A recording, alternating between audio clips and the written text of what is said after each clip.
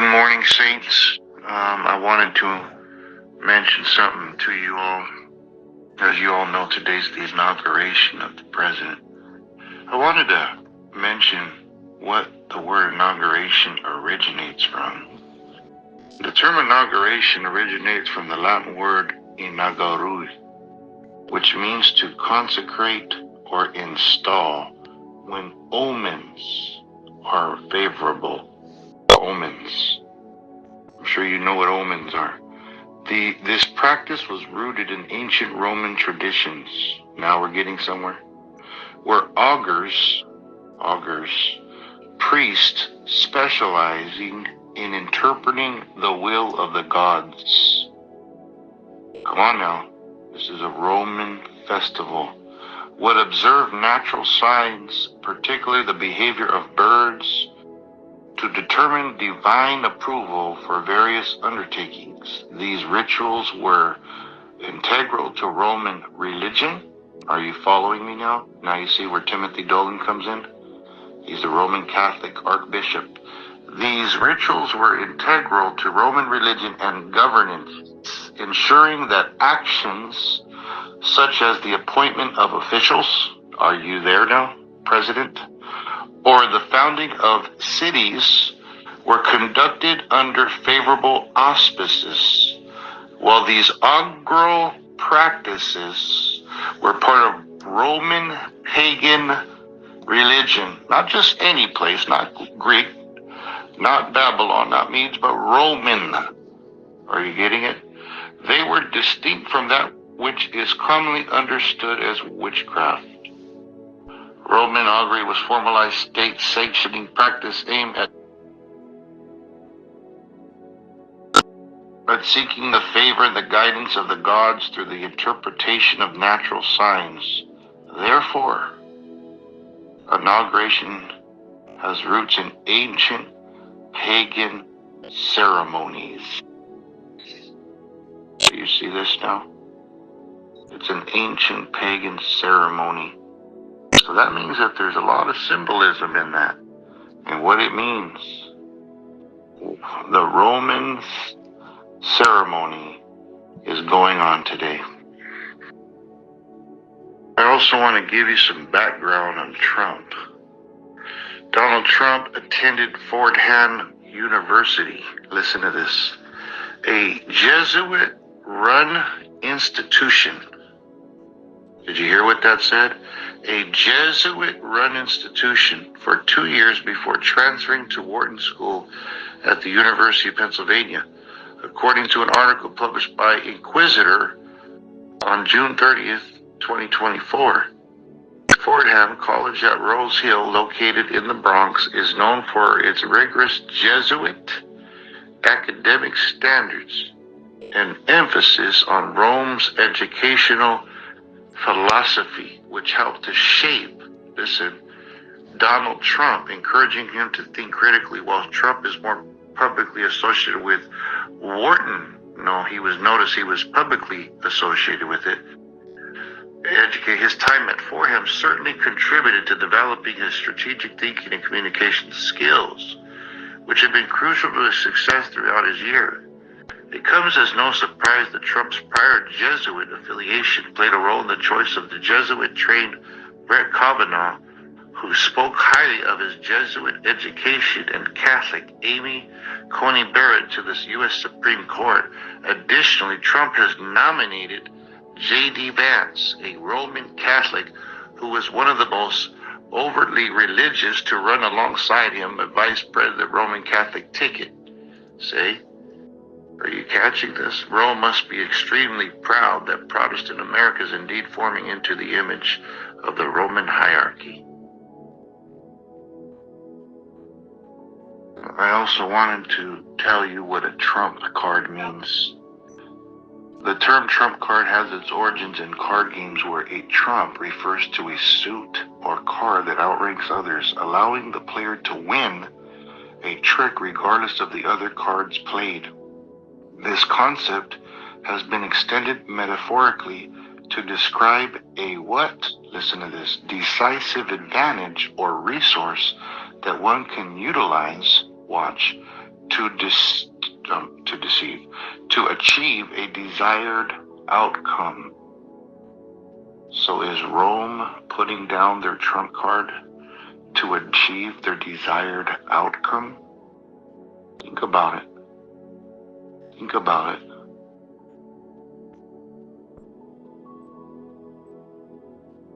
And you know that Donald Trump has released digital trading cards, right? Oh my goodness.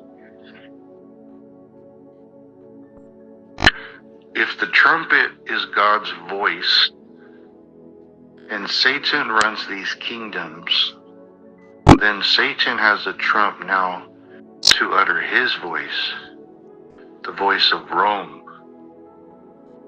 Now you see, he's going to speak on behalf of Rome. You know about the visions, you know about the quotes, you know about all the things that are being spoken. He's got a vice president that's Catholic. He was trained by Jesuits. I mean, it's all right there before you. And Timothy Dolan is going to speak today. Listen to what he's going to say. Listen to what they're all going to say. All the religions.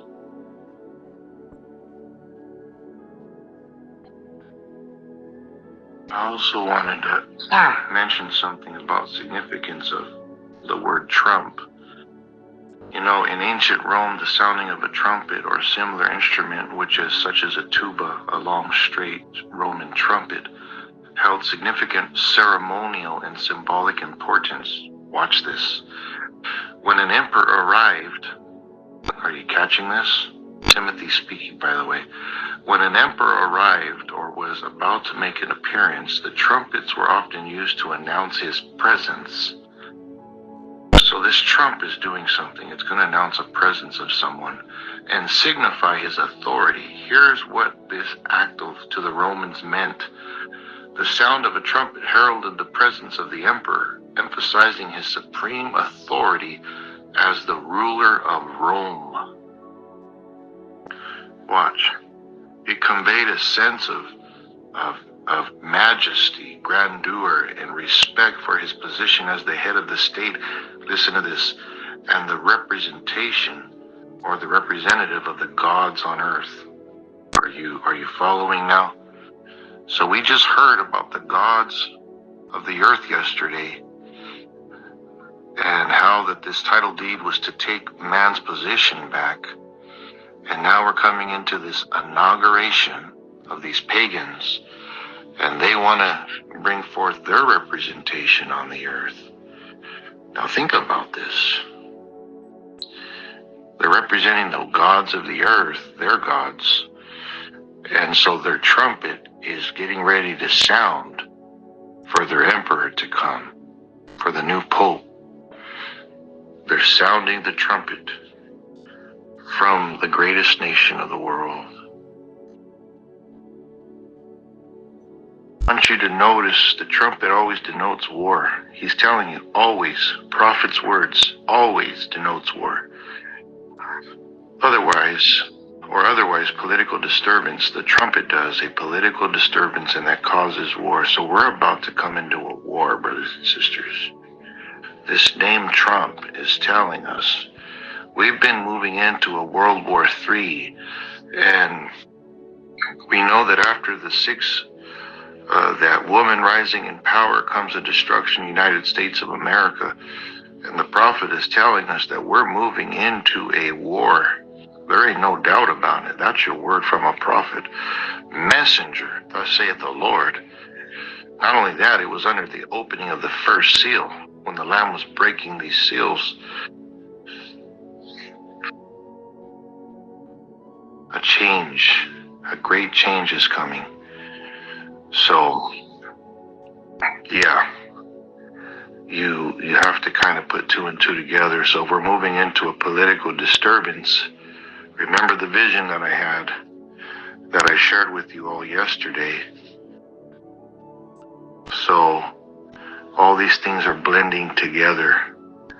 And to cap it off with these quotes. So we're moving into a political disturbance now. the anointing of this political disturbance is what we're going to see. We're going to see political disturbances. You say, well, how do you just get that from a president's name? Watch this. So Brother Branham, as you can see by the statement, he had the prophetic eye to notice that names were connected in the leaders, whether it be the two head leaders of the nations. You had the East and the West, the East being Russia, the West being, and he's connecting it to Daniel's major prophetic vision. And so this is significant. He said Khrushchev means clay and Eisenhower means iron.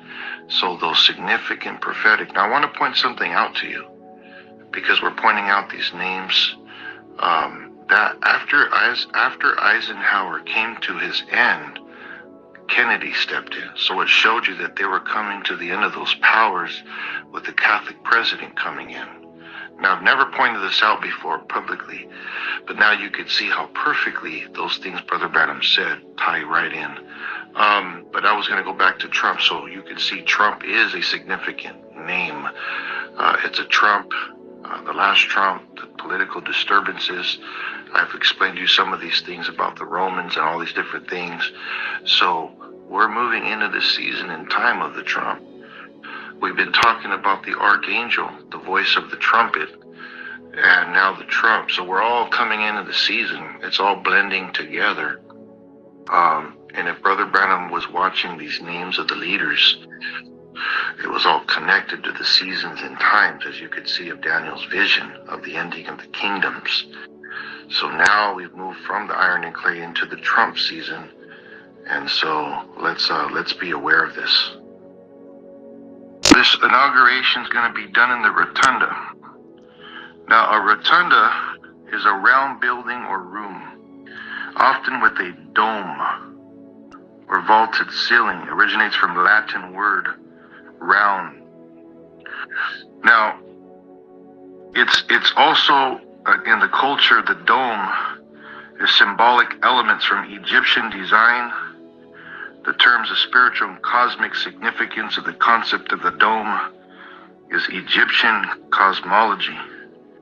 Exploring the dome is connected to the Egyptian culture. Now, in the mythology of their thoughts about it is the vast arch or the dome covered the earth. The sky goddess, Nut, was depicted as a woman. So it's a woman, okay? Now you catching this? Arced over, her body forming the shape of a dome. So this is in regards to a woman. Now they're going into the woman. Are you catching it? Which is believed to be protective cover. Why are they going into the dome? Why are they going into the woman? You see? The sun was the central Egyptian religion, being the most deities. And also beneath the sky, the sense of the sky was the celestial dome underneath which Ra traveled. The dome can be seen as a symbol of sun's daily movement, sun rising, arching. You see the completing of the cycle of life. Are you catching it? It's talking about the cycle of life in this dome. Are you catching it? The cycle of life. Something's about to take place today. The cycle of life, and a cold change is coming over the earth. You see, a change. Although Egyptian temples, typically flat roofs, watch this. There is something with the idea of the heavens as a dome. It's the heavens. This is big. This is huge.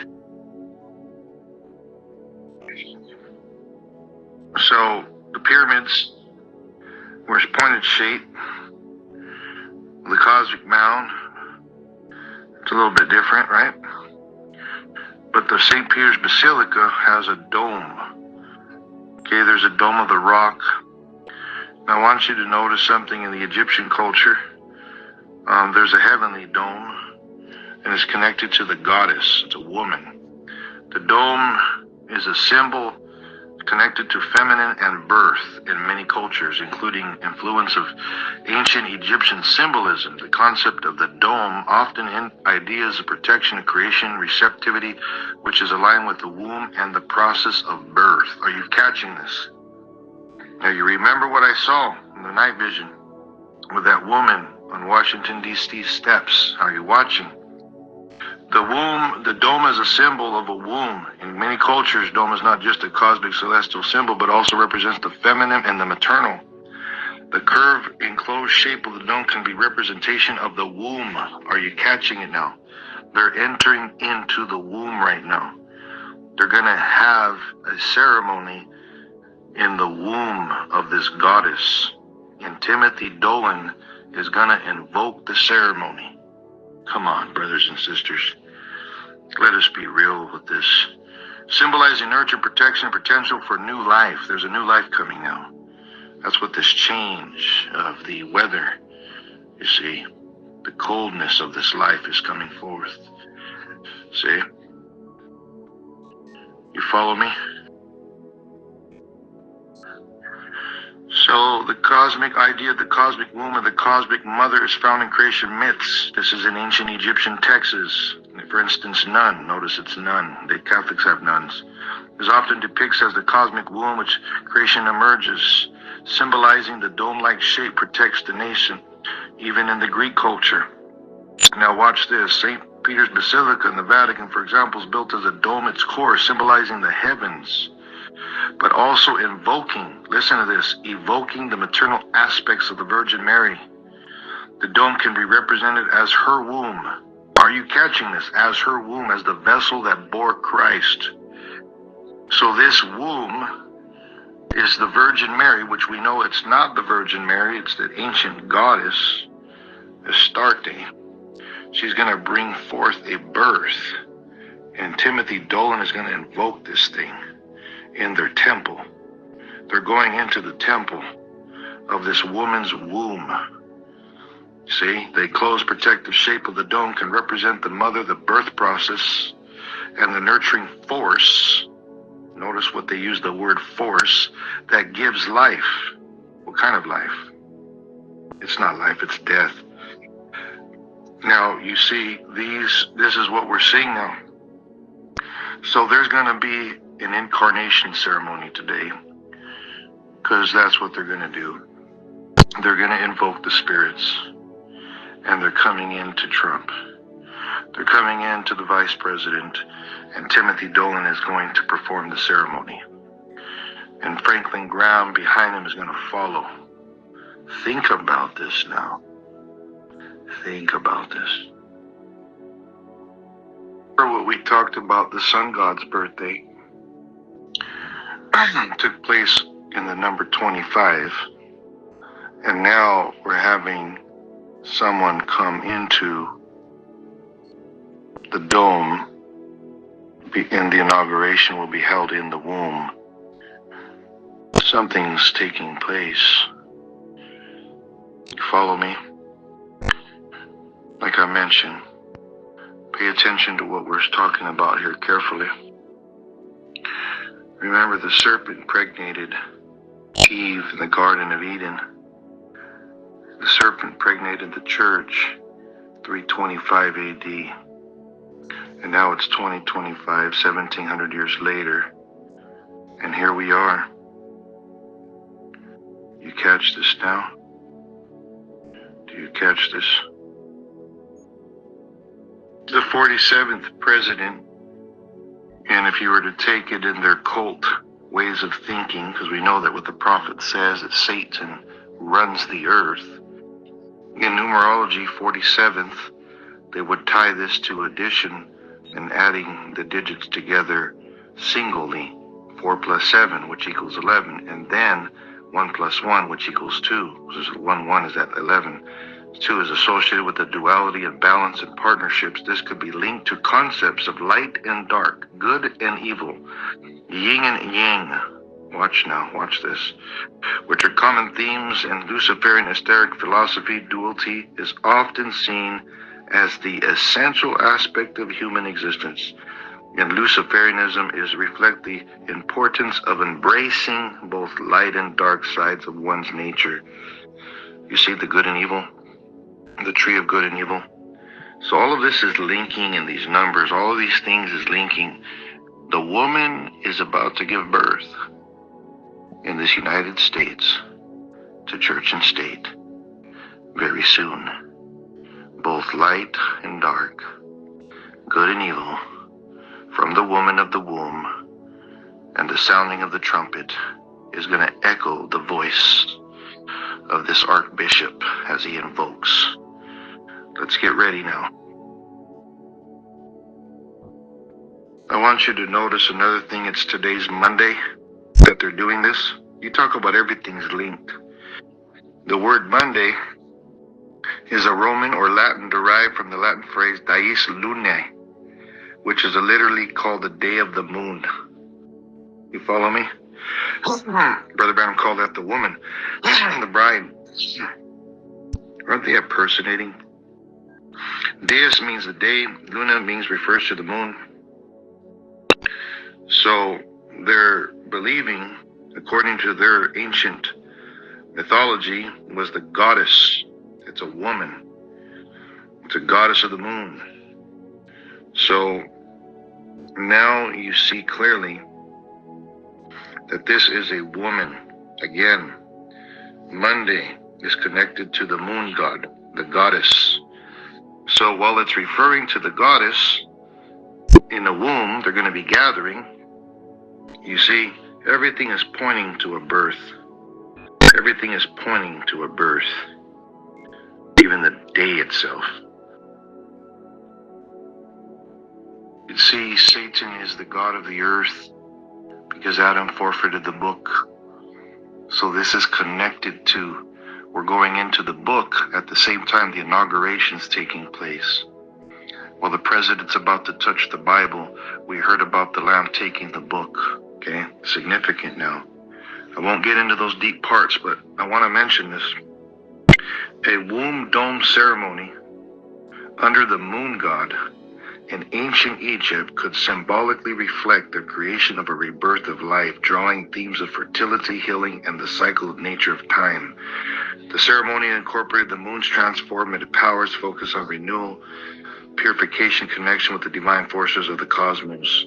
The dome as a protecting and closing symbol of the womb of space creation would align with these themes of spiritual, physical renewal under the guidance of the influence of the moon god. So you see, it's connected to the transformation. We're moving into a renewal. In order for a birth, there has to be a death, the prophet said. A new world order is coming into view. It's very obvious. I want to express something. Venus is one of the planets. Mars, Jupiter, Saturn, Uranus, and Neptune all have been lining up as it's transitioning from the 18th to the 23rd, and it goes right through this inauguration period. Venus means named after the goddess of love and beauty. Mars, named after the god of war. Jupiter, named after the king of the gods, associated with thunder and the sky.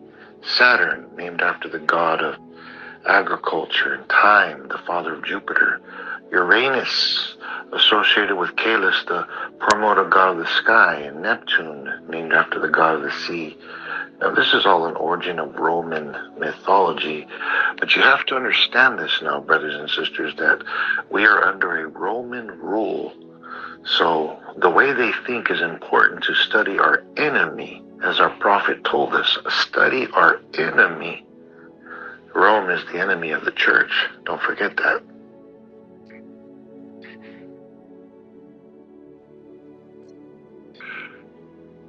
The astrology of the planetary alignments are often interpreted as harbingers of a significant change on the dawn of a new era. Some of you don't know this, but there was a prophecy that was given December the 29th about this dawn of a breaking here at the house, right before the New Year's. The convergence of these planets seen by some of these signaling the beginning of a golden age, okay, marked by transformation and renewal.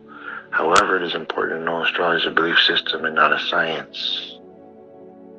So, there's something to this now, about this golden age.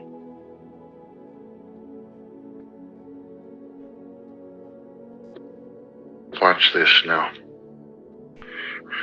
I want you to catch this, alright? So, Sun and Pluto are conjunction in Aquarius at the time of this inauguration. The Sun will be in conjunction 1 degree. The alignment is associated with profound transformations, power shifts, and revelations. The conjunction suggests the intense change and potentially affecting collective power dynamics in institutional structures. Venus-Saturn conjunction in Pisces. A conjunction between Venus and Saturn, Pisces, indicates a focus on conservatism and potential for new policies related to bodily anatomy. This alignment may bring attention to issues of personal freedom and social responsibilities. Mars retrograde in Cancer.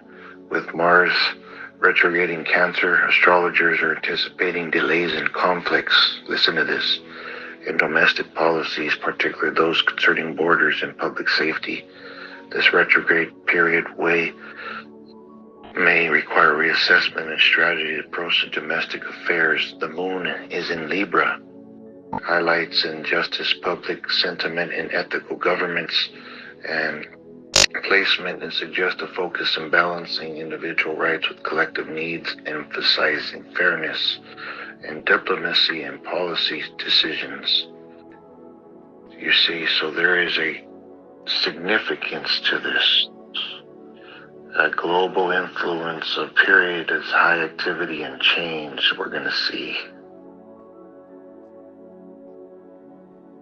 Astrologers, like mentioned in the previous analysis, astrologers events the birth of a new era, the transformational periods in history, the Sun-Pluto conjunction, power shifts, and profound transformations. On the day of the inauguration might be seen by some as a symbolic precursor to a large-scale change. The Pluto energy is often linked to the intense restructuring and dynamics. You see, Pluto as the planet of transformation or regeneration is often associated with the collapse of old systems and the establishment of new. Are you catching this? More consecrated powers. In conspiracy theories, this could be alliance to interpreting as signs that elite forces are solidifying their grip on a global power, potentially moving toward a new world order. The 2025 inauguration coincides with the planetary alignments, which some might interpret as indications that the time is right for a global shift, including the possibility of a new world order. Astrological explanations, with planets like Uranus associated with sudden change and Saturn linked with authority and structure in significant positions, might suggest that the cosmic forces are pushing a new world order and much new systems of control, leadership, and governments emerge.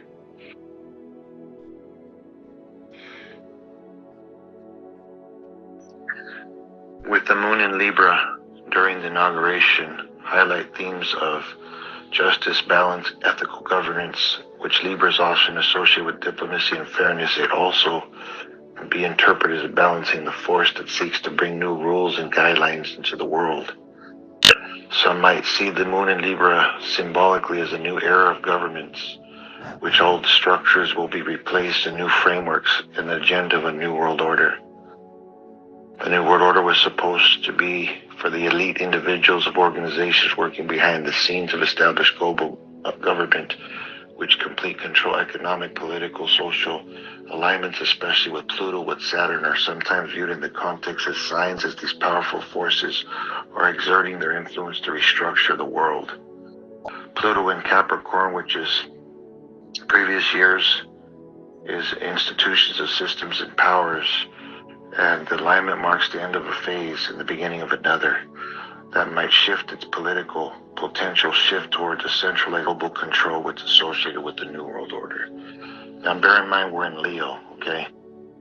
Now watch this. The womb, the dome, going back to the Pluto-Sun conjunctioning, discussing earlier, could be framed by the metaphors for control and a rebirth, themes to the essential New World Order narratives, the idea of a birth of a New World Order under the political controls and elite may resonate with the people who believe social shifts, societal shifts, groundwork for the more unified controls world system. So they're all taking place while this dome and they're gathering in this golden age. We're going to touch on that. I want you to see what a pagan or golden age is and their ideas. See, what they think is a golden age is a perfect era, a world in harmony. This period was often prosperity, peace, and abundance. In the Greeks, works in days golden ages to refer to humankind were humans in harmony with the gods. I want you to catch this now. Disease, death, and earth provided for their needs. It was ruled by the Titan gods. It was time of divine. And the Romans, they considered it a universal peace. Are you catching this? Under the reign of Saturn. I hope you're catching this. The god of agriculture and abundance. This era was idolized as one of the most prosperity. Live without fear or struggle, where the gods come to mingle with mortals. That's demons. Are you catching it? In these pagan views, the golden age is often idolized as long returned to state of perfection, which could tied to utopia future.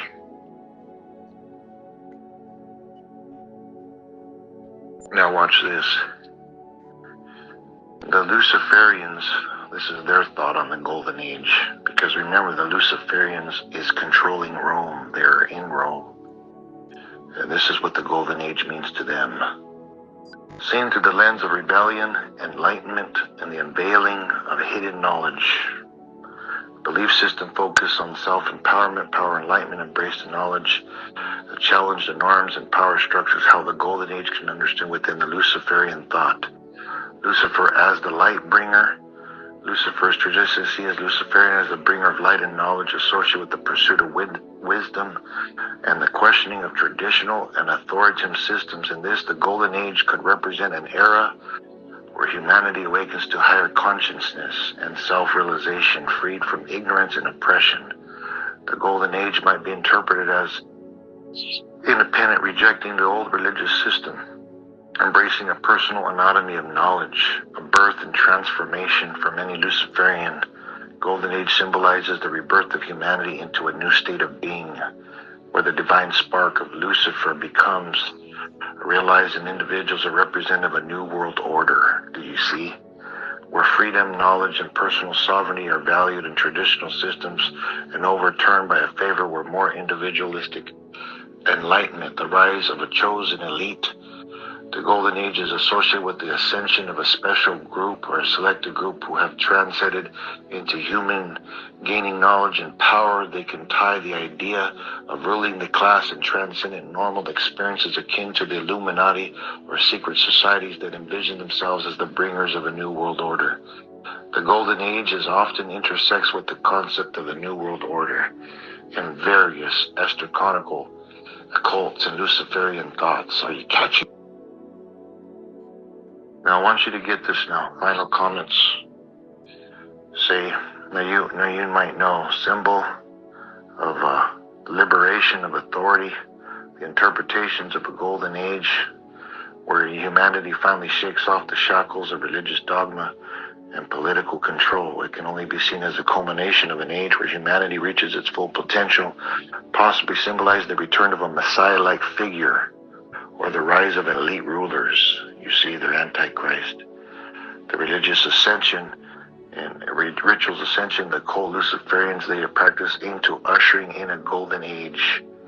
That's what they want. And Donald Trump's going to bring it. Ascension of consciousness, emergence of a new ruler. He's going to bring in the new ruler. These ideas often connect with the belief in the coming age of enlightenment. You see, Eve was enlightened, where the elite or the enlightened few will society toward a freedom of control, depending on perspective. So, Golden Age to the New World Order, representing transformation period. So we're seeing it now.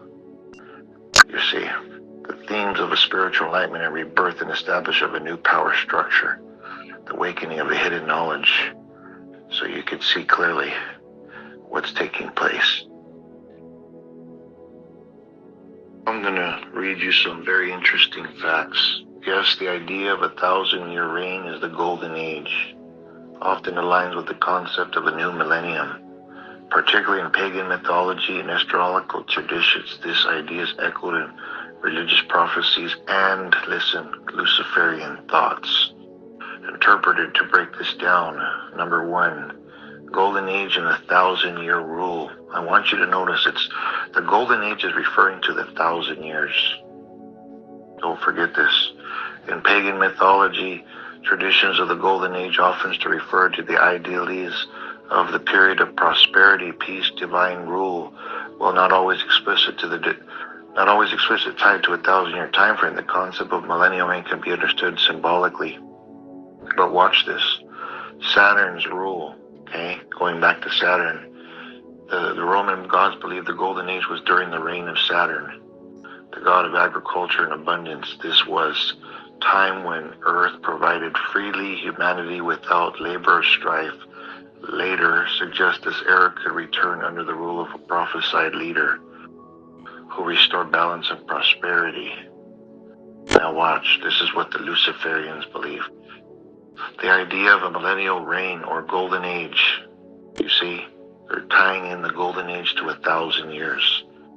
That's what Satan wants. He wants to rule for 1,000 years after the sixth day. Is often interpreted the coming era of enlightenment of humanity and limitations achieves a new world order existence.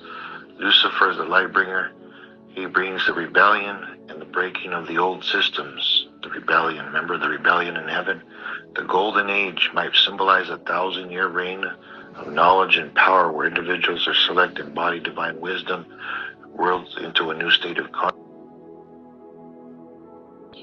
1,000 years could symbolize in the longevity of a new era, literally the period, represent the age of transformation. You see, there it is again.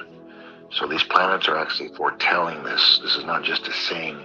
They know what they're doing. That's why we're uncovering it right now. As it's going on, we need the discernment of the Spirit, brothers and sisters. Listen, the millennial, you see, Christ is going to rule for 1,000 years, and Satan wants it. This is that tug of war. They've opened up 5 portals.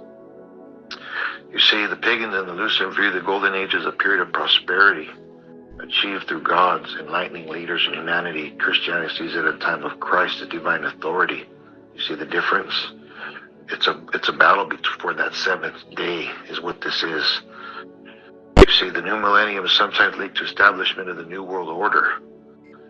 See, Golden Age is a global unity of a New World Order envisioned by some of the global governments and a millennial reign. You see the 1,000 years coming up. So the Golden Age of Lucifer is orchestrated with the 1,000-year rule, symbolizing the golden era of enlightenment. You see why everything's getting smarter? Enlightenment, Golden Age, and New Millennium are often connected to the traditions of paganism and the harmony of Luciferianism. You see, but Christ is coming to rule. You see, that's what the book of Redemption's about. Is for Christ to take the book of redemption and reestablish the kingdom on the earth. So as this is all going on, that book is becoming more real to us, brothers and sisters. It's reality. I told you something was coming. The elder that said, "Behold, the Lion of the tribe of Judah," was referring to the king coming. But see, he came as a lamb, see. He did not come yet in 63. He came as a lamb, mercy. But when he comes as lion, he's judge. So you could see him coming to rule for 1,000 years with a rod of iron, see, for a true new world order. Golden Age of Christ. Satan wants to impersonate that. So while this is happening in this inauguration and the planets are lining up, God is releasing, he's now foretelling the seven seal book. Now he's getting into this chapter 5 of the announcement of the true king in heaven. Oh my. I also wanted to share something very significant as well, is that in the 7 days, as we know, Monday, Tuesday, those are all Roman gods. Well, Saturday is the 7th day. Satan has always wanted this 1,000-year reign. Well, the word Saturday is connected to the word Saturn's day, and Saturn is connected to Satan. Satan wants the 7th day. That was given by the Romans. They were connected to the Greek mythology, that was connected to the Medes and Persians and the Babylonians and the Egyptians. So we're nailing this down right now because I want you to see the prophecy that was spoken not long ago, that it was going to start to uncover some deep things. And we're going to stay along with the lines of what the scripture teaches and what the message teaches. Satan's Eden tells us it's been 6,000 years. You can listen to that tape, 6,000 years. And on the 7th day is this new world order. It's the new order coming in. And so he wants the 7th day. He wants that 1,000 years. That's what he wants. That's what the title deed of redemption is all about, is about this plan of redemption to restore Eden. Well, where was the man fall? What day did the man fall? He fell on the 7th day. And that day is about to be restored back, which is the millennium. And Satan wants to set up his kingdom at that time to impersonate it for a new golden age. Now, do you see why Trump is saying it now? Timothy Dolan, they're all in this womb of this dome. The Bible tells us in the book of Daniel, chapter 12, verse 3, that they that be wise shall shine as the brightness of the firmament, and they shall turn many righteous shall shine as the stars. Now, I want you to remember this. The wise shall understand. In Psalms, it tells us to him that he made the great lights, for his mercy endures, for the sun to rule by day, and his mercy forever, the moon and the stars to rule by night, for his mercy forever. According to scriptures in Psalms 19:1-4, the declaration is, the heavens declare the glory of God, and the firmament showeth his handiwork. Day unto day uttereth speech, and night unto night showeth knowledge. It's telling you something. There's no speech nor language. There is no voice. Where their voice is not heard, their line has gone out throughout the earth, and the words to the end of the world. In some hath he set a tabernacle for the sun. Are you catching this? In Job chapter 38, verses 31-33, canst thou bind the sweet influences? See, influences of Pleiades. That's 7 stars in there, by the way. Or loose the bands of Orion. Canst thou bring forth Mazareth in his season? Or can thou guide Actarus with his sons? Knowest thou the ordinances of heaven? Canst thou set the dominion thereof in the earth? See, it means that it has an influence on the seasons by these celestial bodies. And Mazareth is connected to the zodiac, or a heavenly constellation. See? In Job chapter 9, verse 7-9, it also speaks of something here.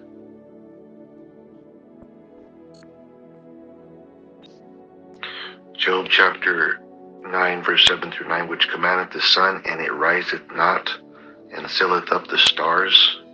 So there's a sealing in the stars, which alone spreadeth out the heavens, and treadeth upon the waves of the sea, which maketh Actarus, Orion, and Pleiades, and the chambers of the south. See, these were constellations that Job was referring to. There's something going on there. The chambers of the south, Orion and Actarus. Powerful, powerful, powerful. telling you, God said in Genesis chapter 1, verses 14 through 16, God said, let there be lights in the firmament of the heaven to divide the day from the night. Watch this. And let them be for signs and for seasons and for days and years. You see why we're watching this? Look what happened in November.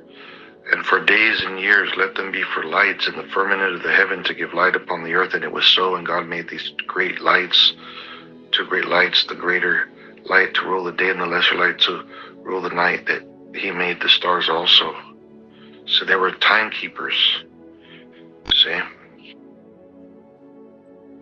We talked about the Leo season, and then the lion is announced. Yesterday's tape. I mean, if we believe that this messenger is God's voice, and we believe that Brother Joseph is a prophet, the lion is announcing now. Brother Joseph has never played this chapter before, by the way. And there's a significant meanings to all of this. God has to reveal it to you. Get in the throne room and seek him.